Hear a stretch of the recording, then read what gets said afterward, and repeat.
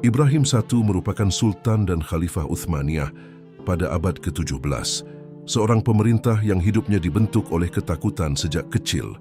Seawal usia muda, baginda dikurung bertahun-tahun dalam kafes, penjara istana yang sunyi dan kejam, tempat putra-putra dirantai hidup-hidup demi mengelakkan perebutan takhta. Disitulah Ibrahim membesar, dikelilingi bayang-bayang kematian saudara-saudaranya sendiri. Trauma itu tidak pernah sembuh. Apabila takdir mengangkatnya ke singgasana, Ibrahim bukan muncul sebagai khalifah berwibawa, tetapi sebagai jiwa rapuh yang memegang kuasa mutlak.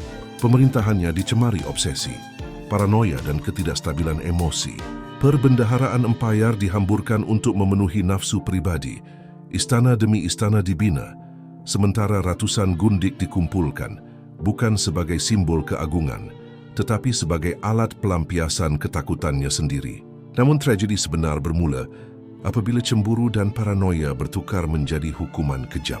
Dalam salah satu episod paling mengerikan sejarah Uthmaniyah, Ibrahim menghukum mati berpuluh-puluh gundik dengan cara ditenggelamkan ke Selat Bosphorus tanpa perbicaraan, tanpa bukti. Hanya kerana bisikan syakwasangka, air selat menjadi saksi bisu bagaimana kuasa mutlak memadamkan nyawa insan yang tidak berdaya. Keganasan itu tidak terhenti di dalam harem. Para pembesar istana dan ulama pula dibunuh atau disingkirkan hanya kerana disyaki tidak setia. Rakyat ditekan dengan cukai melampau, sementara tentera dan pentadbiran diabaikan. Empayar Uthmaniyah yang pernah digeruni dunia mula reput dari dalam, ekonomi merosot, pemberontakan tercetus, dan maruah khalifah tercemar. Akhirnya kesabaran sampai ke penghujung. Para ulama dan tentera, Janisari bersatu menjatuhkan Ibrahim.